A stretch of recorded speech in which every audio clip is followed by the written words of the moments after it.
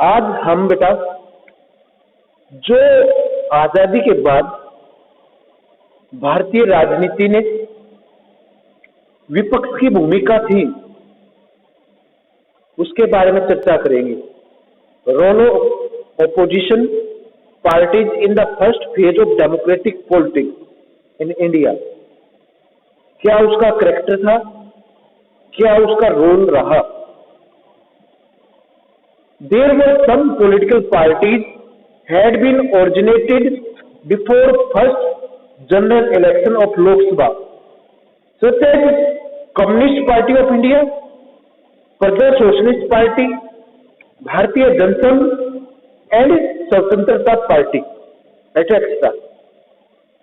अगर हम भारतीय राजनीति को देखें तो जब भारत में पहला आम चुनाव हुआ लोकसभा का, उसमें देश में कई सारे जो दल थे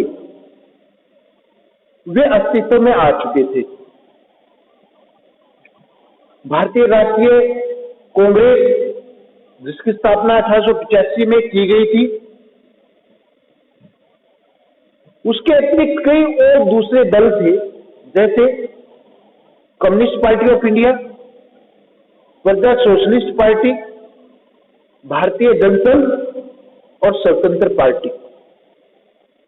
ये वे दल थे जिन्हें हालांकि हम ये कहें कि पहले 3 आम चुनाव में ज्यादा सफलता हाथ नहीं लगी, लेकिन इन्होंने भारतीय लोकतंत्र को मजबूत करने में, सुदृढ़ करने में अपनी भूमिका अदा की है। Also these opposition parties succeeded gaining a little representation in first 3 general elections of Lok Sabha। अगर देखा जाए ना तो पहले 3 आम चुनाव में ज्यादा सीटें जीतने में विपक्ष कामयाब नहीं हुआ। पहले 3 आम चुनाव में कांग्रेस पार्टी का प्रभुत्व बना रहा। But these opposition parties played a crucial and important role in maintaining the democratic character of the system and strengthen the democracy value in India। ज्यादा सफलता ना पाते हुए भी विपक्ष ने भारतीय लोकतंत्र को मजबूत करने में अपनी भूमिका निभाई है। विपक्षी दलों ने भारतीय लोकतांत्रिक जो मूल्य थे उनको स्थापित करने में, सुदृढ़ करने में अपनी महत्वपूर्ण भूमिका अदा की। The opposition parties criticised the policies of Congress party and kept the ruling party under control. The opposition parties believe in healthy and positive criticism in first phase of democratic politics in India। जो ये विपक्षी दल थे, इन्होंने सत्तारूढ़ ruling party की, कांग्रेस की जो गलत नीतियां थी उनकी खुलकर आलोचना की और कांग्रेस को अपने नियंत्रण में रखने का प्रयास किया, कांग्रेस की नीतियों को प्रभावित किया। उसमें जो विपक्ष की भूमिका थी वो आज की विपक्ष की भूमिका से थोड़ी अलग थी। आज विपक्ष क्या करता है, जाने अनजाने में एक जो नेगेटिव क्रिटिसिज्म है उसको कर रहा है। जो विपक्षी दल है आज के समय उनकी मुख्य भूमिका सिर्फ सत्ता पाने की है, मुख्य कोशिश सत्ता पाने की है। इसलिए कई बार वो सरकार की गलत आलोचना भी करते रहते हैं। लेकिन अगर हम फर्स्ट फेज देखें तो उसमें विपक्षी जो दल थे वो हेल्थी एंड पॉजिटिव क्रिटिसिज्म में बिलीव करते थे। वो सिर्फ उन्हीं नीतियों की आलोचना करते थे, उन्हीं योजनाओं की आलोचना करते थे जिससे आम जनता को नुकसान होने की उम्मीद थी। सत्ता के लालच में अभी विपक्षी दल अंधे नहीं हुए थे जैसा आज है। Opposition parties provide a alternative government to the people. They trying to shape public opinion in their favor. जो विपक्षी दल थे फर्स्ट फेज में, वे लोगों के सामने एक वैकल्पिक सरकार प्रस्तुत करते थे कि अगर रूलिंग पार्टी कहीं असफल होती है तो देश में रूल करने के लिए, प्रशासन चलाने के लिए विपक्ष तैयार है। एक अल्टरनेटिव गवर्नमेंट उन्होंने प्रस्तुत की। जो विपक्षी दल थे वे अपने फेवर में जनमत का निर्माण करना चाहते थे और इसके लिए वो जनमत को अपनी तरफ करने के लिए कई सारी कोशिशें करते रहते थे। जनता के बीच में आते जाते थे, उनके सुख दुख में शामिल होते थे। In the early year there was a lot of mutual respect between the leaders of the Congress party and those of opposition. अगर हम फर्स्ट फेज को देखें तो हम पाएंगे जो रूलिंग पार्टी कांग्रेस थी उसमें और ऑपोजिशन पार्टी के जो नेता थे उनमें आपसी सहयोग था, उनमें म्यूचुअल रिस्पेक्ट एक दूसरे के लिए थी। द अंतरिम government that ruled the country after the freedom at the first general election included opposition leaders like doctor Bhimrao Ambedkar and Shyama Prasad Mukherjee in the cabinet. Pandit Jawaharlal Nehru invited socialist leaders like Jayaprakash Narayan to join his government. अगर हम अंतरिम सरकार की बात करें जिसे 1947 में देश की आजादी के बाद सरकार बनाने का अवसर मिला, उस अंतरिम सरकार में पंडित जवाहरलाल नेहरू ने जो विपक्षी दलों के नेता थे, बड़े नेता थे, उनको भी अपनी कैबिनेट, अपनी गवर्नमेंट में शामिल किया। भीमराव अंबेडकर, श्यामा प्रसाद मुखर्जी, जिनके नेहरू के साथ विचार भी नहीं मिलते थे, और देखा जाए तो वो उनकी गवर्नमेंट में, उनकी कैबिनेट में मेंबर थे। ये सिर्फ जो उनकी आपसी एक म्यूचुअलिटी थी उसी का परिणाम है कि भाई उनकी जो म्यूचुअल अंडरस्टैंडिंग थी, म्यूचुअल कोऑपरेशन था, ट्रस्ट था, रिस्पेक्ट थी, कि अंतरिम सरकार में कांग्रेस का प्रभुत्व होते हुए भी कांग्रेस में विपक्ष के जो बड़े नेता थे जिनकी जनता में रिस्पेक्ट थी उनको अपनी कैबिनेट में शामिल किया। भीमराव अंबेडकर, श्यामा प्रसाद मुखर्जी इसी तरह के नेता थे जिन्हें उस समय अंतरिम सरकार में मौका मिला। इसी तरह फर्स्ट जनरल इलेक्शन में जब कांग्रेस को प्रभुत्व मिला तो उन्होंने जो एक साम्यवादी विचारधारा के नेता थे जयप्रकाश नारायण, पंडित नेहरू ने उनको इन्विटेशन दिया सरकार में शामिल होने का।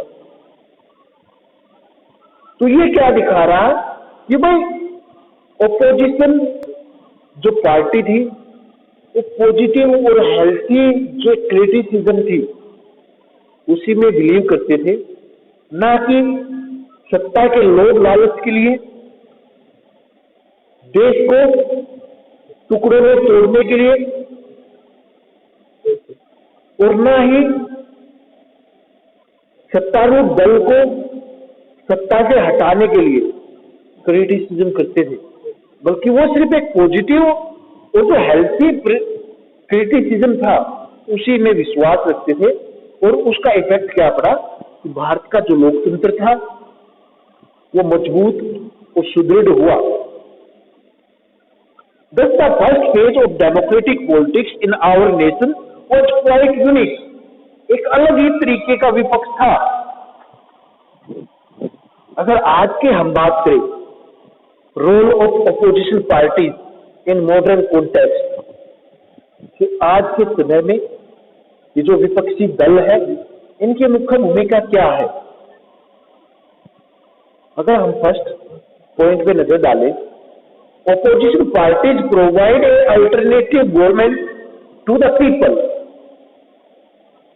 जो ये विपक्षी दल है ये लोगों को एक वैकल्पिक सरकार प्रस्तुत करते हैं। अगर कहीं पे रूलिंग पार्टी देश चलाने में, प्रशासन ठीक तरह चलाने में असमर्थ होती है, असफल होती है, तो उस समय देश में विपक्ष खड़ा है जो एक अल्टरनेटिव गवर्नमेंट का प्रोविजन लोगों को दे रहा है। Second, opposition parties criticise wrong policies of the ruling party. जो ऑपोजिशन पार्टी है, विपक्ष है, वो सरकार की, सत्तारूढ़ दल की जो गलत नीतियां है, गलत योजनाएं हैं, जिनसे लगता है कि जनता का कोई भला नहीं होने वाला, कोई जन कल्याण नहीं होने वाला, तो उन नीतियों की विपक्षी पार्टियां आलोचना करते हैं। Opposition parties take public opinion on various social issues and matters. जो विपक्षी दल है ये जनता की अनेक जो सामाजिक मुद्दे हैं उनके ऊपर जनमत निर्माण कराने का कार्य करती है। जनमत के निर्माण में बहुत सारे ऐसे, अगर हम देखें, सोशल इश्यूज है, मैटर्स है, जिनके ऊपर विपक्ष प्रचार करता है, लोगों को अवेयर करता है, जनता को अवेयर करते हैं और उनका जनमत तैयार करते हैं उन विभिन्न सामाजिक मुद्दों पर। Opposition parties take control on aristocracy of the government. जो ये विपक्षी दल है ये सरकार की जो निरंकुशता है, एरिस्टोक्रेसी है, उसके ऊपर कंट्रोल करने का प्रयास करते हैं। जब सरकार को पता है कि भाई अगर वो कोई गलत पॉलिसी बनाते हैं, लागू करते हैं, तो देश में विपक्ष तैयार है उसकी आलोचना करने के लिए, लोगों को उस नीति के बारे में अवगत कराने के लिए, लोगों का जनमत तैयार करने के लिए। तो ये जो सरकार है, सत्तारूढ़ दल है, ये कभी भी ऐसी नीतियां नहीं बनाएगी, ना बनाने का प्रयास करेंगे जिससे जन कल्याण ना हो बल्कि जनता को परेशानी हो। जैसे अगर हम आज देखें, जो फार्मर एक्ट हमारी गवर्नमेंट ने, रूलिंग पार्टी ने बनाए हैं, तुमने देखा कि उन फार्मर एक्ट की बारीकियों, जो बारीकियां थी बिल्कुल, उनसे अवेयर कराए इन विपक्षी दलों ने कि भाई इस फार्मर एक्ट के क्या फायदे हैं, क्या नुकसान है। उसका पूरी तरह प्रचार किया जनता के बीच में विपक्ष ने, विपक्षी नेताओं ने। और इन फार्मर एक्ट पर देश के अलग अलग हिस्सों के जो किसान थे, आमजन थे, उनकी पब्लिक ओपिनियन तैयार की। उसी का नतीजा है कि देश में एक जो बहुत बड़ा किसान आंदोलन खड़ा हुआ है। सरकार के विरुद्ध में लोग खड़े हुए हैं, विशेष रूप से उत्तर भारत में, पंजाब, हरियाणा, यूपी, राजस्थान, इन क्षेत्रों के जो किसान हैं वो उस फार्मर एक्ट के विरुद्ध किस तरह आम खड़े हुए, वो तुम सबके सामने है। अभी करंट का एक सोशल इश्यू है। तो किस तरह विपक्ष ने जनमत तैयार कराया उस मुद्दे के ऊपर, उस कानून के ऊपर, किस तरह सरकार को घेरा और किस तरह एक जन आंदोलन खड़ा किया, इससे अच्छा उदाहरण आज के समय नहीं मिलेगा विपक्ष की भूमिका को लेकर। तो भाई अगर विपक्ष खड़ा है और रूलिंग पार्टी को ये पता है कि वो कहीं पे भी गलती करेगा तो विपक्ष उसकी आलोचना करेगा, लोगों को अवेयर करेगा उस बारे में। तो भाई वो जो एरिस्टोक्रेसी है कि सरकार की जो मनमानी है, वो मनमानी करना सरकार छोड़ देगी, उसकी जो निरंकुशता है उस पर ब्रेक लग जाएगा।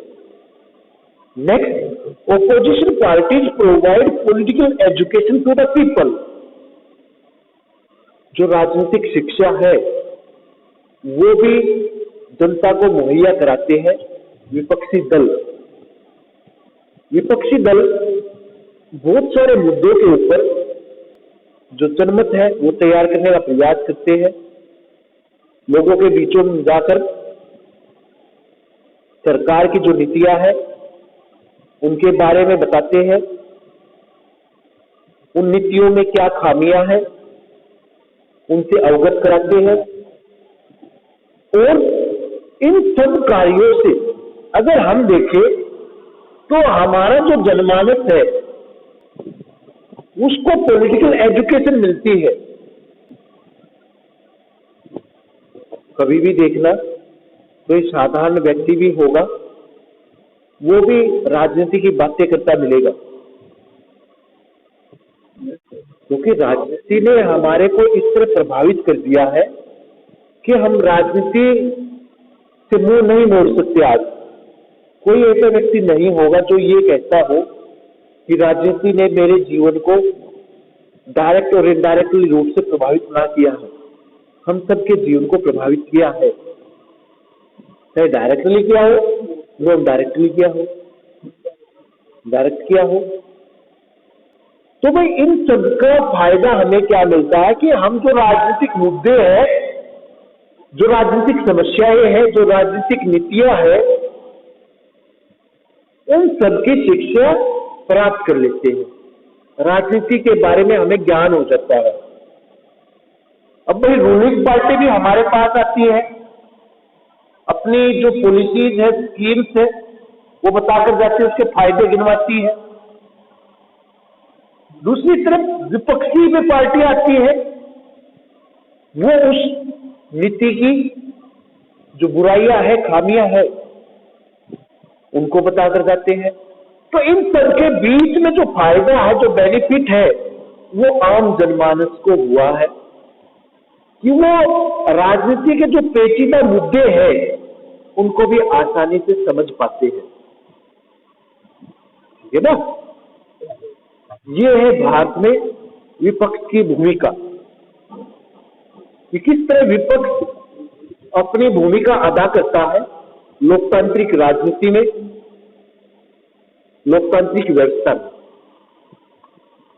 ठीक है, जहां पर भी यानी कि विपक्ष सिर्फ एक ही मौके की तलाश में है आज कि भाई जहां पर उसे मौका मिले सत्ता पाने का, वो सत्ता छीन ले।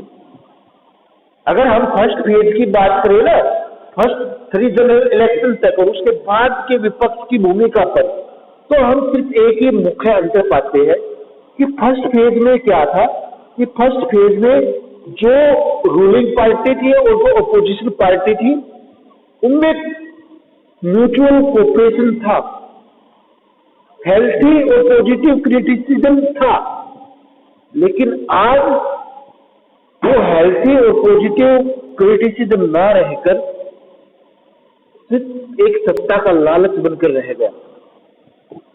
विपक्ष जो भूमिका अदा कर रहा है उसे साफ तौर पर हम ये कह सकते हैं कि भाई आज विपक्ष सिर्फ सत्ता का लालची बन चुका है। उसका मकसद जन सेवा करना नहीं है, बल्कि उसका मकसद चालाकी से, धृष्टता के साथ में सरकार की खामियों को गिनना है, ताकि वो सिर्फ सत्ता पर काबिज हो चुकी। क्लियर बेटा?